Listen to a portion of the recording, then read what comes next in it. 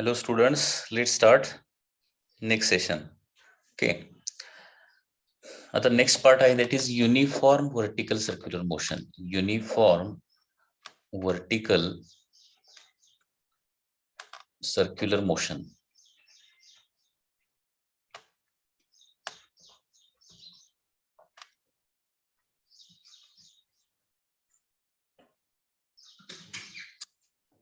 Okay. Uniform vertical circular motion. आता uniform vertical circular motion म्हणजे काय की अशी व्हर्टिकल सर्क्युलर मोशन की ज्याच्यामध्ये स्पीड जे आहे ते प्रत्येक पॉइंटला सेम राहणार आहे. म्हणजे ग्रॅव्हिटीचा इफेक्ट जो आहे तो निग्लेक्ट केलेला आहे. कारण ग्रॅव्हिटीचा इफेक्ट जर असेल तर काय होणार आहे, टॉपमोस्ट पोझिशनला स्पीड मिनिमम असणार आहे आणि बॉटम मोस्ट पोझिशनला स्पीड मॅक्सिमम असणार आहे. परंतु काही वेळेला प्रॉब्लेम मध्ये particle perform VCM with constant speed असं दिलेलं असतं. ओके, मग त्यावेळी आपल्याला काय करावं लागेल, युनिफॉर्म व्हर्टिकल सर्क्युलर मोशनचे फॉर्म्युले यूज करावे लागतील. ओके, तर युनिफॉर्म व्हर्टिकल सर्क्युलर मोशन म्हणजे काय, particle perform circular motion, vertical circular motion with constant speed. Okay, uniform म्हणजे स्पीड इज अ कॉन्स्टंट, लक्षात घ्या. स्पीड इज कॉन्स्टंट म्हणजे स्पीड अजिबात चेंज होत नाही. वर जाताना स्पीड कमी पण होत नाही किंवा खाली येताना स्पीड वाढत पण नाही. स्पीड जे आहे ते प्रत्येक पॉइंटला काय असतं, व्हर्टिकल सर्क्युलर मोशनच्या प्रत्येक पॉइंटला स्पीड जे आहे ते कॉन्स्टंट असणार आहे. That is called as uniform vertical circular motion. तर युनिफॉर्म व्हर्टिकल सर्क्युलर मोशन मध्ये आता मग सुरुवातीला टेन्शनचा पार्ट बघूया. Tension, first part that is tension in string. Okay, tension in the string if particle perform uniform vertical circular motion. तर different पोझिशनचं tension कसं येणार बघा. नेहमीप्रमाणे particle is performing vertical circular motion like this in anti-clockwise direction. Okay, so this is the topmost position, this is the bottommost position. Okay, and this is the middle position.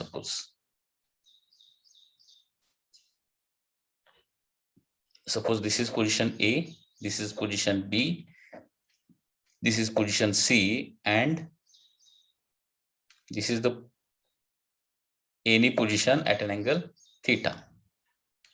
बघा, पुन्हा पुन्हा तोच part repeat होतोय, लक्षात घ्या. ठीक आहे. आता प्रत्येक पोझिशनला स्पीड मात्र काय असणार आहे, तेवढंच असणार आहे. आता टॉपमोस्ट पोझिशनला फोर्सेस कसे असतात बघा. mg is in downward direction. त्याच्यानंतर स्ट्रिंग मधलं टेन्शन जे आहे that will be also in downward direction. And centrifugal force that is mv square by R will be in upward direction. ठीक आहे. तर इथं मग टेन्शन काय होणार बघा.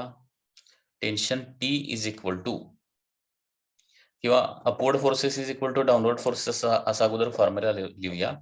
टी डाऊनवर्ड फोर्सेस 2 आहेत, that is T plus mg, आणि अपवर्ड फोर्सेस काय आहे, that is TA plus mg म्हणून इथं TA प्लस mg. ओके, आणि अपवर्ड फोर्स काय आहे, mv स्क्वेअर बाय आर आहे.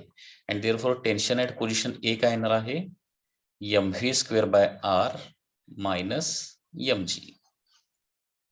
आता वेलॉसिटी प्रत्येक पोझिशनला सेम असल्यामुळे तिथं VA लिहायची गरज नाही. ठीक आहे. So this is the tension at position A. त्याच्यानंतर बी पोझिशनला आपण जर गेलो, बी पोझिशनला, तर बी पोझिशनला कसं ऍक्ट होणार बघा. Weight mg will act in a downward direction. Centrifugal force will act away from centre, that is mv square by R. Okay, आणि tension in the string it will be in upward direction. आता पुन्हा एकदा आपण इथं असं relation use करू शकतो, that is downward forces is equal to upward forces. Upward forces एकच आहे, that is tension at position B is equal to downward forces 2 आहेत, that is mv square by r plus mg. आता इथं difference of tension जर आपण काढला, मागच्या वेळी आपण बघितलेलं होतं VCM मध्ये, जर स्पीड चेंज होत असेल तर डिफरन्स ऑफ टेन्शन किती होता आठवतंय काय बघा. टॉपमोस्ट पोझिशन आणि बॉटम मोस्ट पोझिशनचा डिफरन्स ऑफ टेन्शन होता 6 mg चा. आता इथं डिफरन्स ऑफ टेन्शन किती येणार बघा. Therefore difference of tension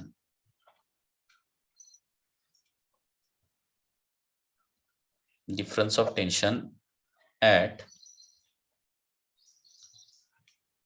uppermost and lowermost position okay, that is bottom पोझिशनला टेन्शन जास्त असतं ना, दॅट इज TB मायनस.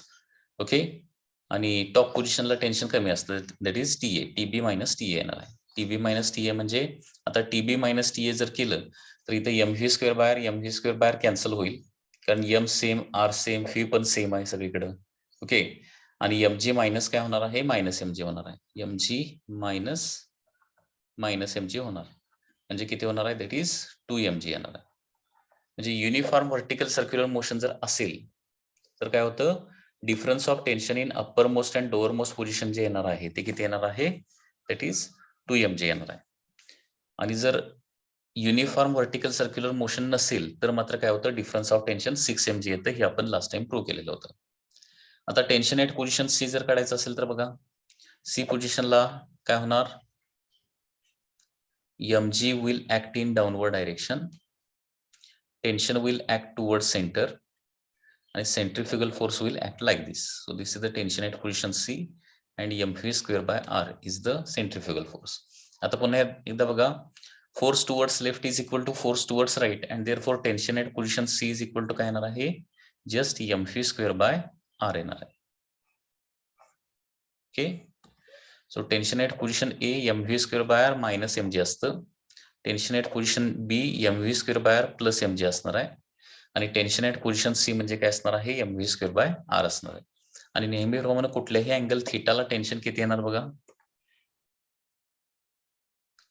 इथं बघा आता mg force is in downward direction, centrifugal force is away from centre of circle, that is mv² by r, आणि tension is along the string toward centre. Okay, आता इथं angle theta असेल तर इथं angle काय येणार आहे, थीटा येणार आहे.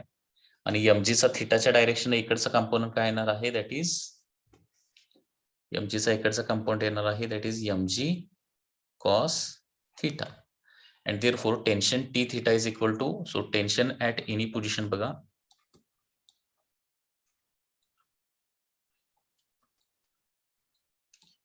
Tension at any position T theta is equal to येणार आहे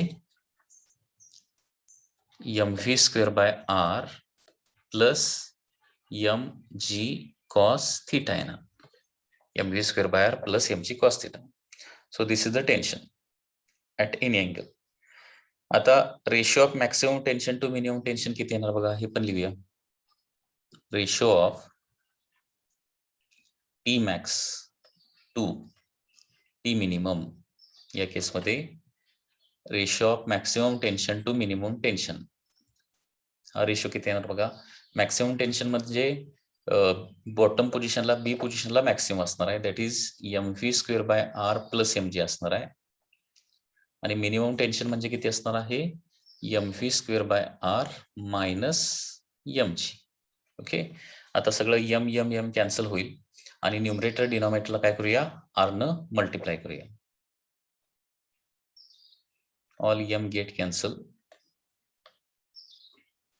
तर न्यूमरेटरला राहणार आहे φ² plus rg divided by φ² minus rg, φ² plus rg upon φ² minus rg. So this is the ratio of maximum tension to the minimum tension.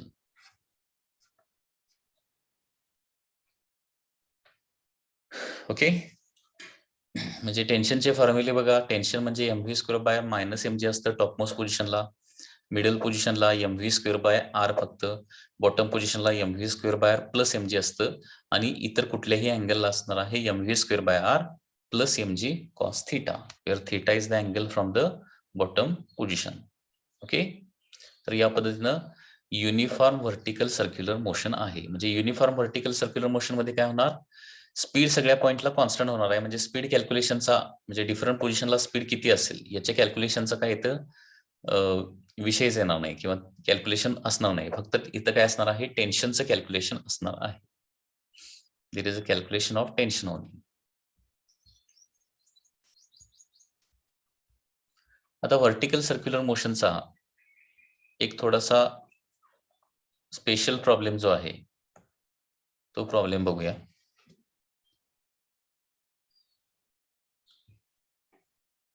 तर तो problem कसा आहे बघा, a bucket full of water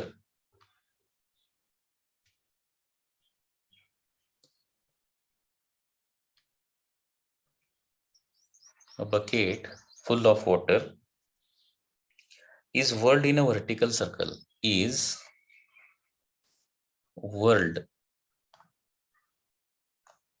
A bucket full of water is tied to a string, tied to a string, and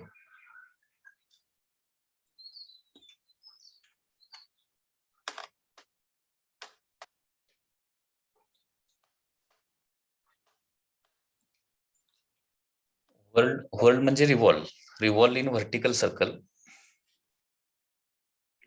The minimum frequency required, the minimum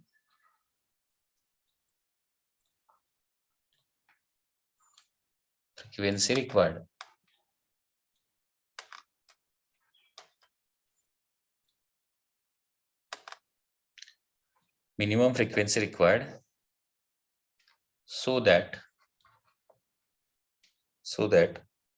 water doesn't fall, water doesn't fall म्हणू शकताय, or spills from bucket at any position. Okay, at any position. So this is the question. या क्वेश्चनचा जरा meaning लक्षात घ्या. क्वेश्चनचा meaning कसा आहे.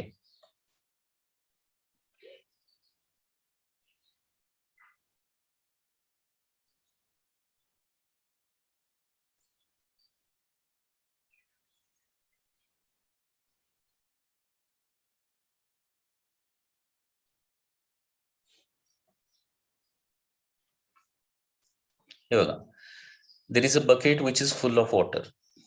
एक bucket आहे, ती फुल ऑफ वॉटर आहे, ती एका स्ट्रिंगला बांधलेली आहे. It is tied to a string.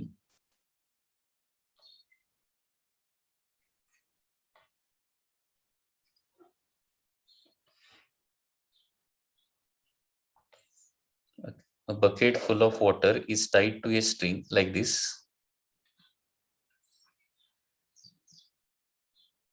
He bucket जी आहे ती वॉटरनं भरलेली आहे आणि एका स्ट्रिंगला बांधलेली आहे आणि ती एका व्हर्टिकल सर्कल मध्ये फिरवायची आहे. Whirled in a vertical circle. Suppose R is the radius of the vertical circle. R is the radius of vertical circle. आता व्हर्टिकल सर्कल मध्ये फिरत असताना ही बकेट जी आहे ती काय होणार आहे, बॉटम पोझिशनला या पद्धतीने असणार आहे. ठीक आहे. त्याच्यानंतर मिडल पोझिशनला काय होणार आहे, या पद्धतीनं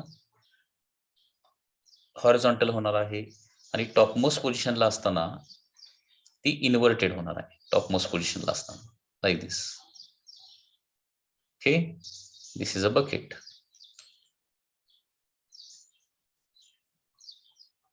टॉपमोस्ट पोझिशनला असताना काय होणार आहे, ती बरोबर उलटी होणार आहे, इन्व्हर्टेड होणार आहे. आता याच्यातलं वॉटर कुठल्याही पोझिशनला काय झालं नसलं पाहिजे, बाहेर पडलं नसलं पाहिजे. बकेट मधलं वॉटर स्पिल झालं नसलं पाहिजे, बाहेर पडलं नसलं पाहिजे. ओके, तर किती फ्रिक्वेन्सीनं ते रोटेट करावं लागेल, असा क्वेश्चन आहे. आता बकेट मधलं वॉटर खाली पडण्याची शक्यता जी आहे ती कुठल्या पोझिशनला आहे, टॉपमोस्ट पोझिशनला आहे. ठीक आहे. मग टॉपमोस्ट पोझिशनला असताना त्याला स्पीड किती द्यावं लागेल जेणेकरून त्याच्यामधलं वॉटर जरी बकेट इन्व्हर्टेड झाली, उलटी झाली तरी देखील ती खाली पडली नसली पाहिजे. आता बकेट मधलं जे वॉटर आहे, इथलं जे वॉटर आहे लक्षात घ्या, त्या वॉटरवर ऍक्ट होणारे दोन फोर्सेस असणार. एक म्हणजे वेट, दॅट इज mg. वॉटरचं weight that is equal to mg. आता वेट mg काय करणार आहे, बकेट मधल्या वॉटरला खाली पाडायचा प्रयत्न करणार आहे. ओके, आणि सर्क्युलर मोशनचा रिझल्ट म्हणजे काय असणार आहे, दॅट इज सेंट्रिफ्युगल फोर्स. आणि centrifugal force that is mv square by r हा काय करणार आहे, त्या बकेट मधल्या वॉटरला खाली पडू देणार नाही. ठीक आहे. आता इथे बघा, जर mg is equal to mv square by r झालं तर ते काय होणार नाही, वॉटर खाली पण पडणार नाही किंवा वर पण जाणार नाही. लक्षात. ठीक आहे. सो इथं आपण म्हणू शकतो water at uppermost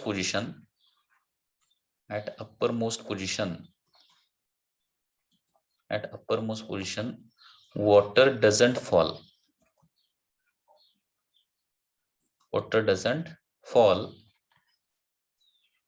only when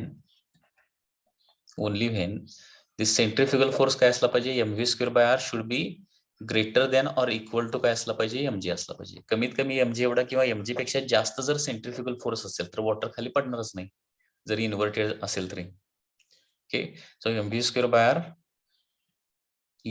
bye r should be काय असलं पाहिजे, ग्रेटर दॅन असलं पाहिजे किंवा इक्वल टू mg असलं पाहिजे. So m get cancel, so v square should be greater than or equal to rg असलं पाहिजे. So v should be greater than or equal to काय असलं पाहिजे, रूट rg असलं पाहिजे. म्हणजे टॉपमोस्ट पोझिशनला त्याचं स्पीड जे आहे ते काय पाहिजे, रूट rg किंवा त्याच्यापेक्षा जास्त पाहिजे. आपण हे ऑलरेडी बघितलेलंच आहे. व्हर्टिकल सर्क्युलर मोशन मध्ये टॉपमोस्ट पोझिशनला स्पीड किती लागतं, पीसीएम होण्यासाठी रूट rg लागतं मिनिमम स्पीड, बरोबर आहे ना. तेवढं स्पीड इथं देखील लागतं. जे बकेट मधलं वॉटर खाली पडायचं नसेल तर टॉपमोस्ट पोझिशनला स्पीड पाहिजे रूट rg मिनिमम किंवा त्याच्यापेक्षा जास्त. आता आपल्याला फ्रिक्वेन्सी काढायची आहे म्हणजे ओमेगा काढावा लागेल. So therefore angular velocity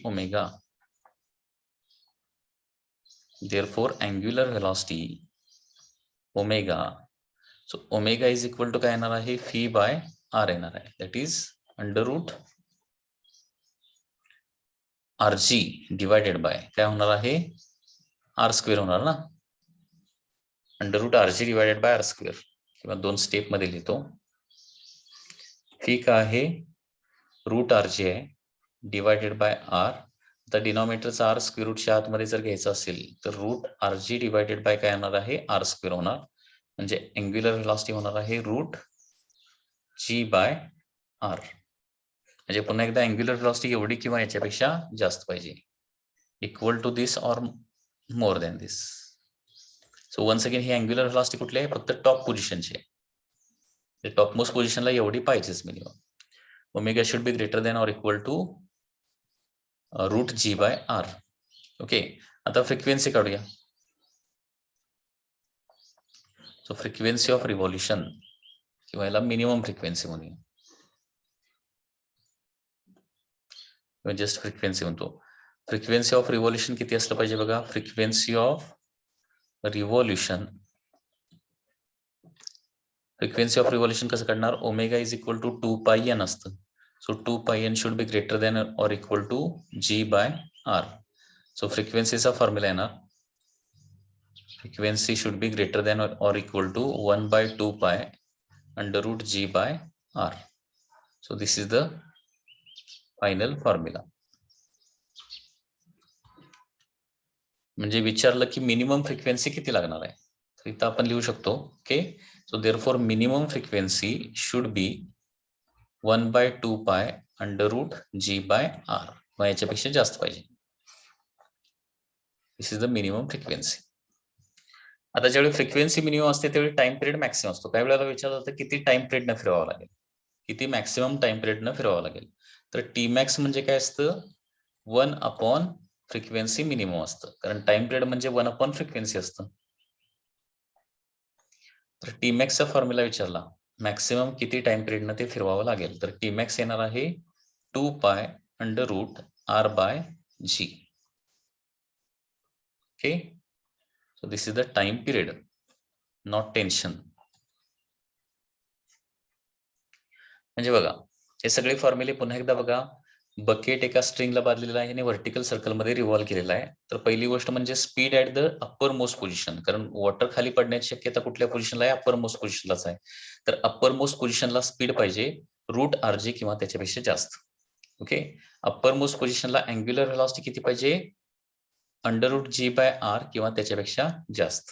okay, तर मिनिमम फ्रिक्वेन्सी किती पाहिजे, 1 by 2 pi under root g by R, किंवा मॅक्सिमम टाइम पिरियड किती पाहिजे, 2 pi under root R by G. हे बकेटचे रिलेटेड फॉर्म्युले येणार आहेत. Okay, so this is the case of bucket full of water which is revolved in a vertical circle. आता vertical circular मोशनचा आणखी एक इम्पॉर्टंट पार्ट आहे, that is motion of simple pendulum. Motion of simple pendulum.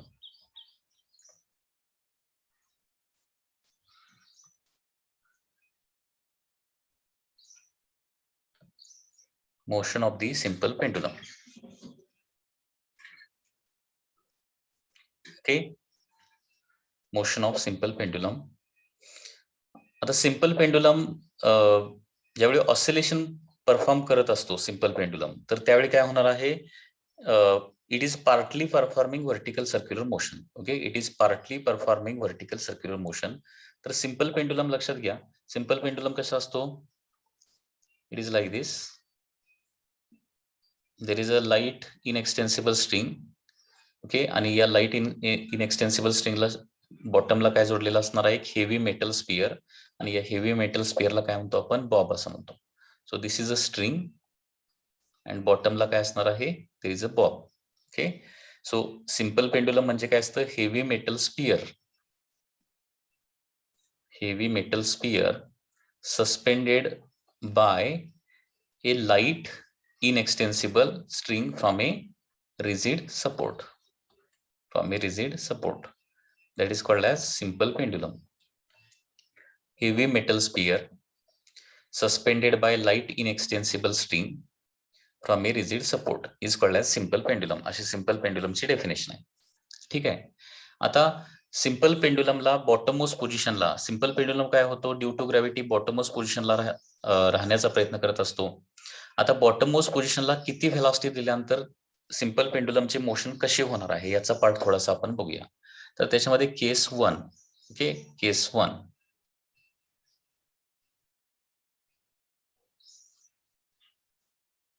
Suppose pendulum बॉटममोस्ट पोझिशनला असताना आपण त्याला velocity किती दिली? यू एवढी व्हेलॉसिटी दिली. You is the initial velocity, the velocity given at the bottom position.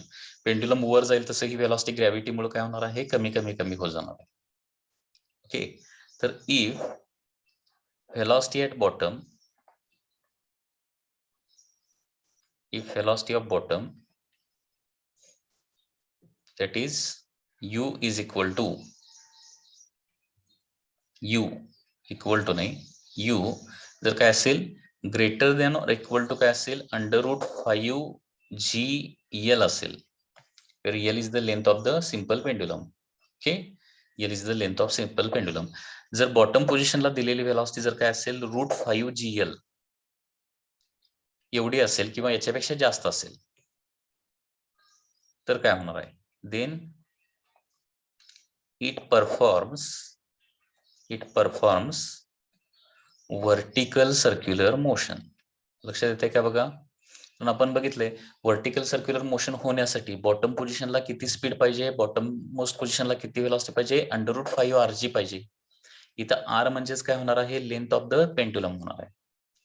R म्हणजे काय होणार आहे? लेंथ ऑफ पेंडुलम होणार आहे. ओके, तर बॉटम पोझिशनला व्हेलॉसिटी काय दिली आपण? √5 RG पेक्षा जास्त दिली किंवा √5 RG दिली, तर एक्झॅक्टली व्हर्टिकल सर्क्युलर मोशन होते. तसंच काय होणार आहे? तर सिंपल पेंडुलमला देखील बॉटम पोझिशनला असताना एवढी व्हेलॉसिटी दिली तर काय होणार आहे? व्हर्टिकल सर्क्युलर मोशन होणार आहे. सेकंड, इफ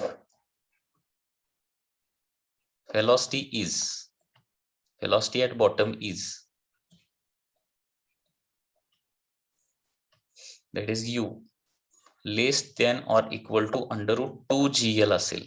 √2GL लक्षात घ्या. तर √2GL किंवा त्याच्यापेक्षा कमी व्हेलॉसिटी असेल. इथं बघा, √5GL एवढी किंवा त्याच्यापेक्षा जास्त व्हेलॉसिटी पहिल्या केसमध्ये होती. आता काय करणार आहे? √2GL एवढी किंवा याच्यापेक्षा कमी व्हेलॉसिटी असेल तर काय होणार? Then pendulum perform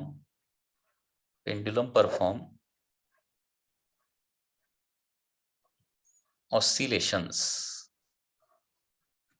okay, pendulum जो आहे तो काय करणार आहे? ऑसिलेशन्स परफॉर्म करणार आहे about the mean position, about the bottom position.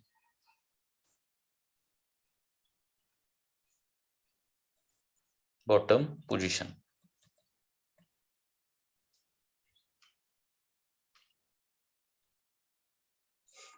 म्हणजे व्हेलॉसिटी जी आहे ती √2gl एवढी किंवा त्याच्यापेक्षा कमी पाहिजे.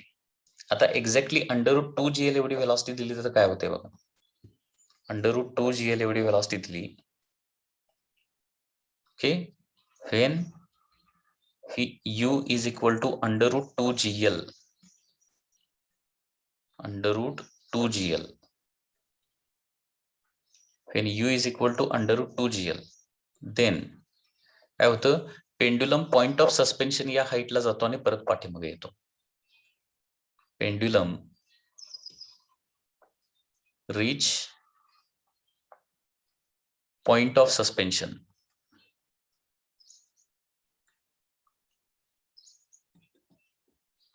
and returns back. म्हणजे असं होणार आहे. So this is the simple pendulum. Okay, याला व्हेलॉसिटी द्यायची आहे u is equal to √2gl. हा पेंड्युलम कुठपर्यंत जाणार आहे, this is the point of suspension. Point of सस्पेन्शनच्या हाईटला म्हणजे इथपर्यंत तो पोहोचणार मॅक्सिमम, आणि परत काय होणार आहे, तो खाली येणार आहे.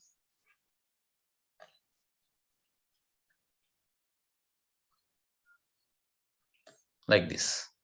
म्हणजे हा इथून इथपर्यंत जाणार आणि परत काय होणार आहे, पाठीमागे जाणार. आणि दुसऱ्या म्हणजे लेफ्ट हँड साईडला दुसऱ्या साईडला देखील काय होणार आहे, तो इथपर्यंत जाणार आणि परत पाठीमागे येणार आहे. म्हणजे असे ऑसिलेशन चालू होणार कधी व्हेलॉसिटी √2gl एवढी बरोबर दिली तर.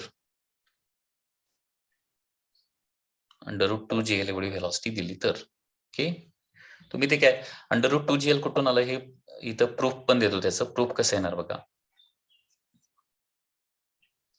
बॉटम पोझिशनला u is equal to √2gl velocity दिली. आता व्हर्टिकल सर्क्युलर मोशन मध्ये काय होतं, टोटल एनर्जी कॉन्स्टंट राहते. म्हणजे सपोज ही पोझिशन काय असेल, ही पोझिशन सपोज काय म्हणूया याला ए पोझिशन असेल आणि ही पोझिशन बी असेल. तर total energy at position A is equal to total energy at position B लिहिणार आहे. Total energy at position A म्हणजे kinetic energy at A plus potential energy at A is equal to kinetic energy at B plus potential energy at the B येणार आहे. So kinetic energy at A म्हणजे काय असणार आहे, आता bottom पोझिशनचा आपण reference घेऊया, म्हणजे इथून हाईट मेजर करायची आपल्याला. कायनेटिक एनर्जी ऍट ए म्हणजे ½ m u² plus potential energy bottom पोझिशनला काय असणार आहे, 0. त्याच्यानंतर कायनेटिक एनर्जी ऍट बी काय होणार आहे, 0, कारण तिथे जाऊन तो थांबणार आहे. फायनल व्हेलॉसिटी 0 होणार आहे. प्लस पोटेन्शियल एनर्जी मात्र काय होणार आहे, mg × l येणार, कारण तो किती हाईट मधून वर जाणार आहे, स्ट्रिंगची जेवढी लेंथ आहे तेवढ्या हाईट मधून तो वर जाणार आहे. h is equal to l. त्याच्यामुळं m आणि m दोन्ही साईडचं कॅन्सल होईल. u² is ½ is equal to gl येणार आहे. So u² is equal to 2gl येणार आणि u is equal to √2gl. म्हणजे √2gl एवढी व्हेलॉसिटी दिली की तो काय होतो, पॉइंट ऑफ सस्पेन्शनच्या हाईटला जाऊन पोहोचतो आणि परत पाठीमागे येतो, असं त्याचा मिनिंग झाला. ओके, आणि याच्यापेक्षा कमी व्हेलॉसिटी दिली तर काय होणार आहे, त्याच्यापेक्षा थोडंसं कमी अँगलला वर जाणार आणि खाली येणार आहे.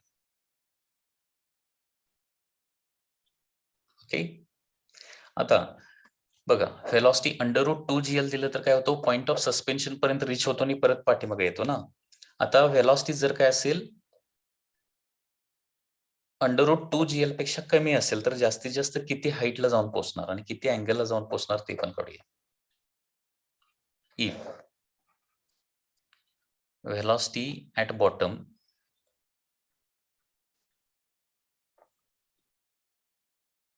u जर काय असेल लेस दॅन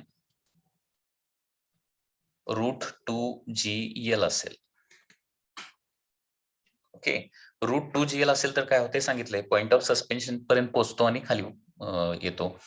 आता जर व्हेलॉसिटी काय असेल at bottom position less than √2gl असेल तर जास्तीत जास्त किती अँगल पर्यंत वर जाणार आणि किती हाईटला वर जाणार ते कॅल्क्युलेट करूया. If velocity at bottom u is less than √2gl, okay, then maximum angle reached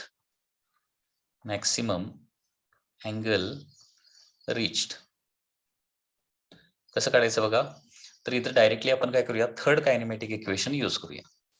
कारण ज्यावेळी तो मॅक्सिमम अँगल थीटाला जाऊन पोहोचणार आहे, लाईक दिस, थीटाला अँगलला जाऊन पोहोचणार, त्यावेळी त्याची फायनल व्हेलॉसिटी काय होणार आहे, 0 होणार आहे. ओके, ची डायग्राम पुन्हा एकदा इथे ड्रॉ करतो मी.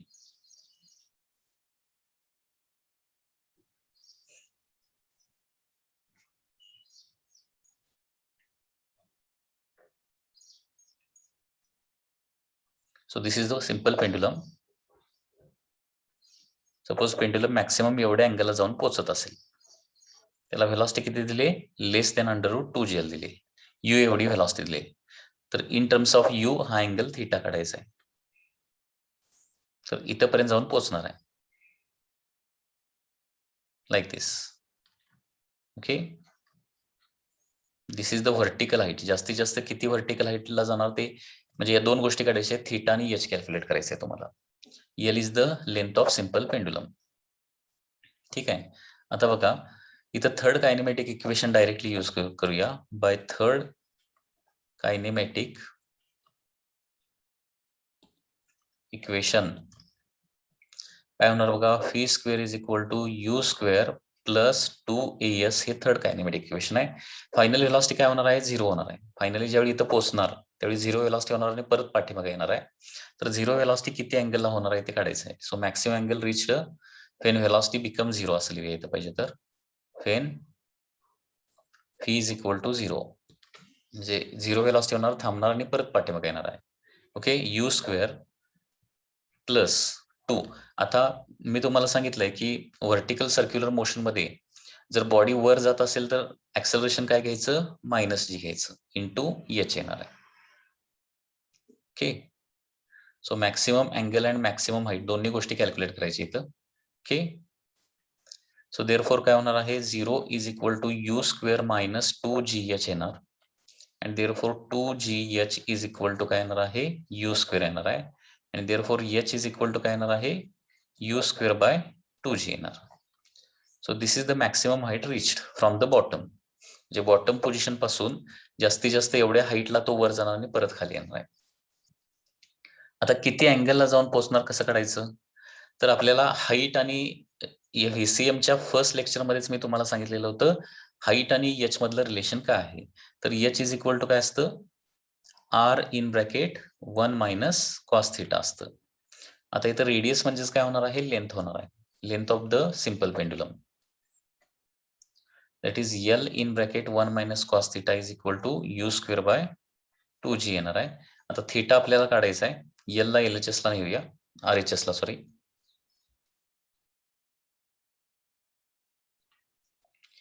L ला RHS ला नेला तर काय येणार आहे, 1 minus cos theta is equal to you square by 2gl.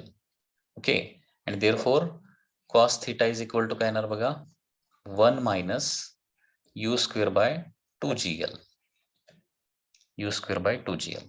So this is the formula, cos theta is equal to 1 minus u square by 2gl. So जास्तीत जास्त एवढ्या अँगलला जाऊन काय होणार आहे ते पोहोचणार आहे. आता पुन्हा एकदा सांगतोय की हा फॉर्म्युला इथं पाठ करायची गरज नाही, बेसिक तुम्हाला लक्षात आलं पाहिजे की मॅक्सिमम किती अँगलला जाऊन पोहोचणार. ओके, तर याच्यामध्ये सुरुवातीला हाईट काढायचं आणि height is equal to L in bracket 1 minus cos theta ठेवायचं. हाईट कसं काढायचं, by using third kinematic equation. Third kinematic equation वापरून फायनल व्हेलॉसिटी 0 होणार आहे, म्हणजे v square is equal to you square minus 2as. हे बेसिक फंडामेंटल लक्षात ठेवा. Okay, v square is equal to you square plus 2as, हा third equation वापरा, third kinematic equation, आणि त्याच्यामध्ये फायनल व्हेलॉसिटी 0 ठेवली की तुम्हाला h मिळणार आहे. आणि h मिळालं की h is equal to L in bracket 1 minus cos theta ठेवायचं. Okay, L in bracket 1 minus cos theta, आणि ते ठेवलं की तुम्हाला जास्तीत जास्त किती अँगलला जाऊन पोहोचेल ते तुम्ही कॅल्क्युलेट करू शकता.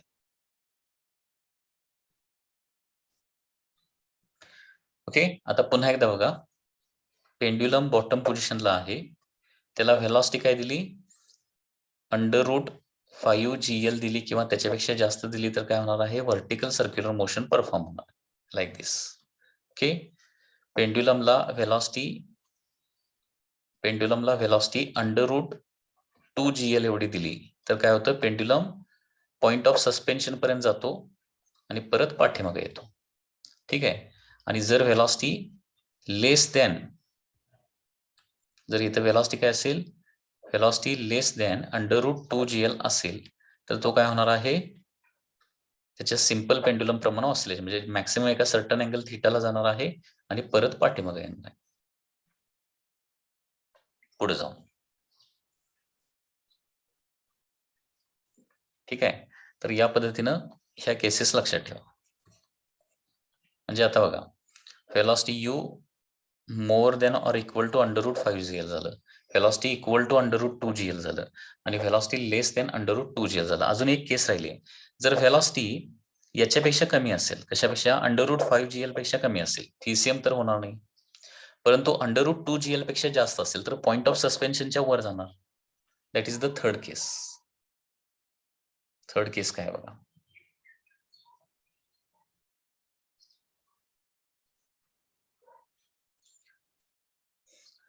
If u is less than √5gl, म्हणजे पेंड्युलमला बॉटम पोझिशनला दिलेली व्हेलॉसिटी जी आहे ती √5gl पेक्षा कमी आहे.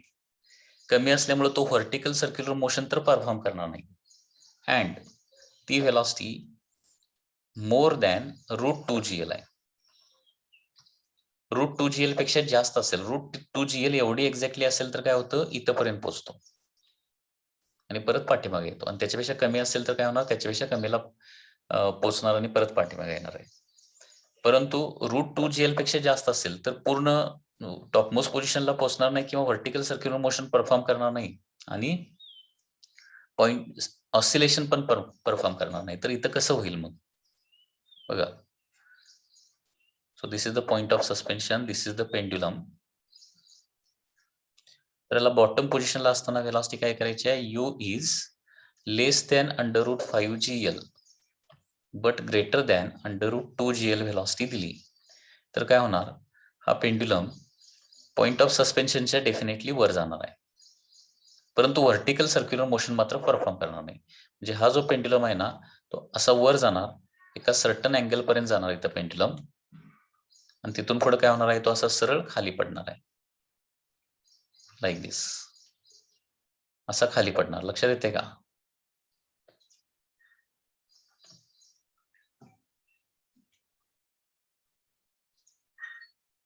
दिस will happen. So velocity √5gl पेक्षा कमी आहे, त्याच्यामुळे फीसीएम पण होणार नाही.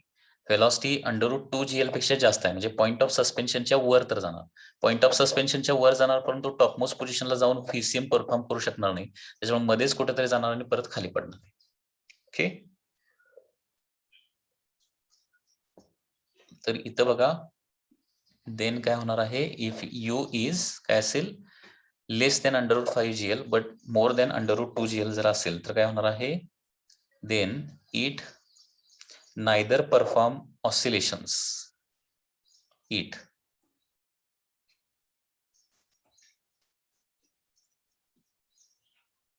neither performs oscillations nor perform vertical circular motion, म्हणजे ऑसिलेशन्स पण होणार नाहीत आणि फीसीएम पण होणार नाही. बघा, पुन्हा एकदा हे रिपीट करतोय मी, लक्षात घ्या. फीसीएम व्हायचं असेल तर व्हेलॉसिटी √2gl किंवा त्याच्यापेक्षा जास्त पाहिजे. ऑसिलेशन पाहिजे असेल तर व्हेलॉसिटी √2gl एवढी पाहिजे किंवा याच्यापेक्षा कमी पाहिजे. आणि व्हेलॉसिटी √2gl पेक्षा जास्त आणि √5gl पेक्षा कमी असेल तर ऑसिलेशन पण होणार नाही आणि फीसीएम पण होणार नाही. डायग्राम मध्ये दाखवलेल्या पद्धतीने काय होणार आहे, पेंड्युलम एका सर्टन पोझिशन पर्यंत जाणार आणि सरळ काय होणार आहे, तिथून खाली पडणार आहे, as shown in figure. Okay, आता जास्त किती अँगलला पोहोचल्यानंतर काय होणार आहे, किती अँगलला पोहोचल्यानंतर टेन्शन इन द स्ट्रिंग 0 होणार आहे. कारण एकदा टेन्शन इन द स्ट्रिंग 0 झालं, ओके, एकदा टेन्शन इन द स्ट्रिंग 0 झालं तर काय होणार आहे, स्ट्रिंग स्लॅक होणार आहे, लूज पडणार आणि तो ऑब्जेक्ट जो आहे तो खाली पडायला चालू करणार आहे.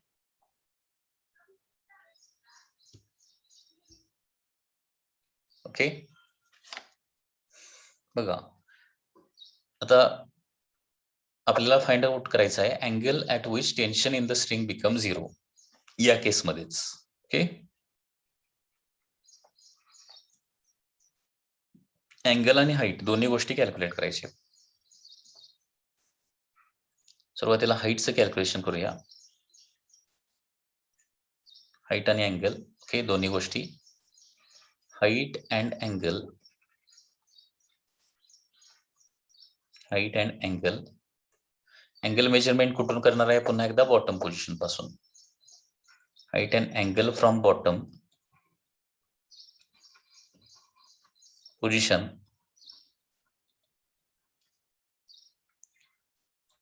at which tension becomes zero. Tension become zero.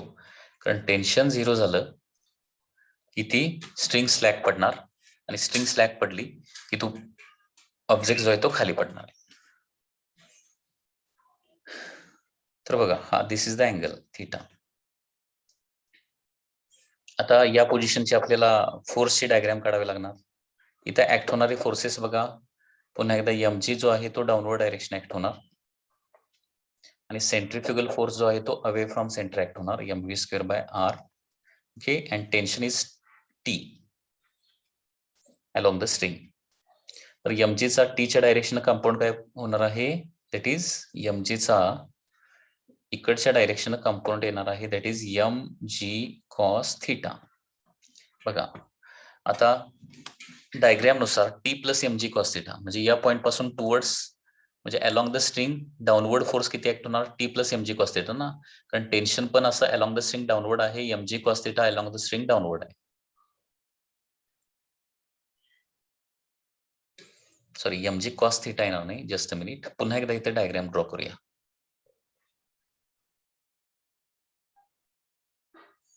फोर्सेसची separate diagram काढूया आपण इथं.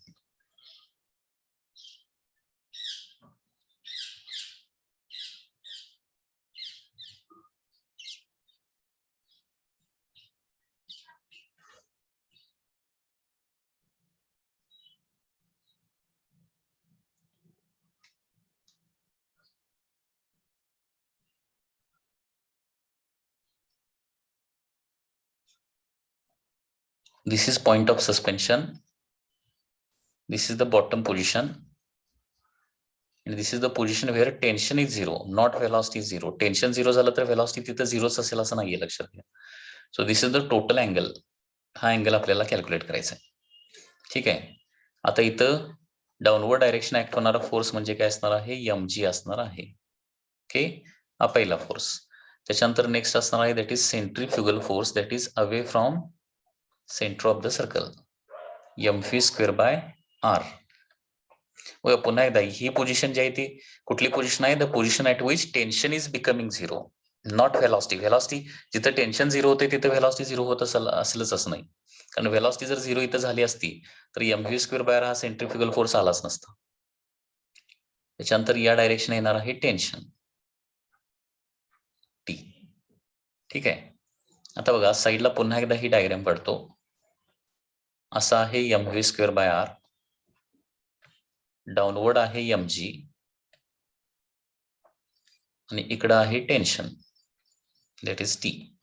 आता इथं अँगल थीटा असेल तर इथं अँगल थीटा येणार, बरोबर आहे ना? हा अँगल थीटा येतोय, म्हणजे इकडचा अँगल किती येणार आहे मग? 180 minus theta.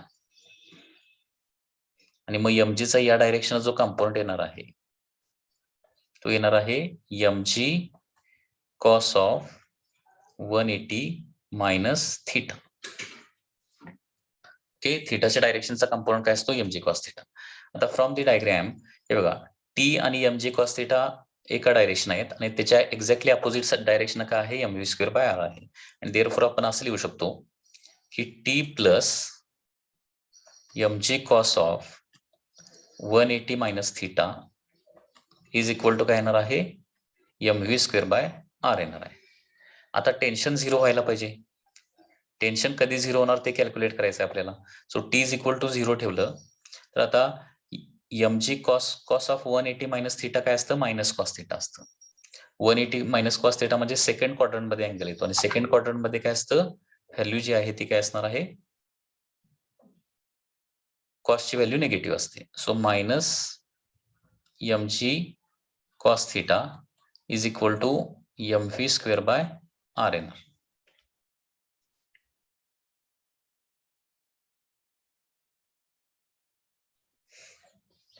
Okay, m get cancel,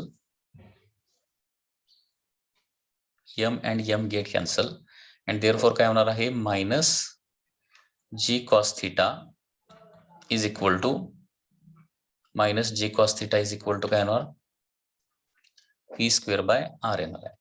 आता हाईट आणि अँगल काढण्यासाठी आपल्याला काय करावं लागेल, आता फी ची व्हॅल्यू पण इथे रिप्लेस करावं लागेल by using third kinematic equation. Okay, तर by third kinematic equation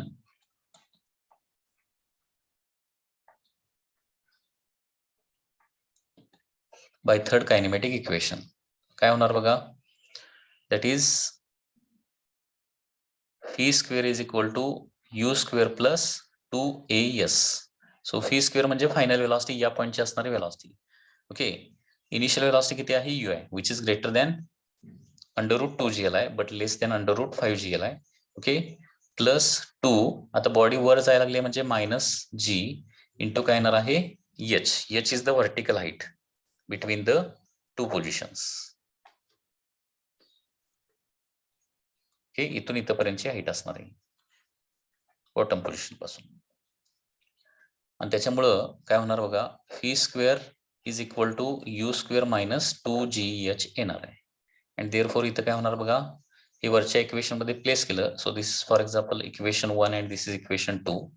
so equation 1 and 2 वरून काय येणार बघा, from equation 1 and 2 that is minus g cos theta is equal to u square minus 2gh divided by r. r ला LHS ला घेतो, minus rg cos theta is equal to u square minus 2gh.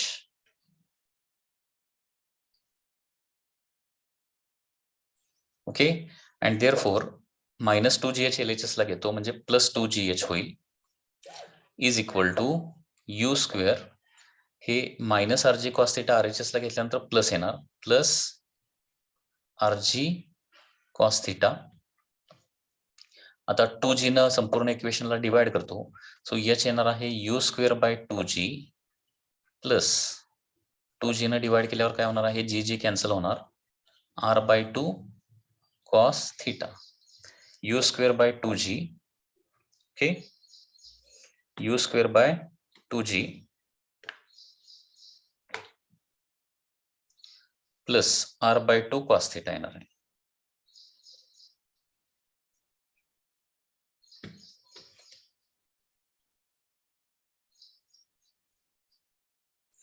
Okay, h is equal to u square by 2g plus r by 2 cos theta.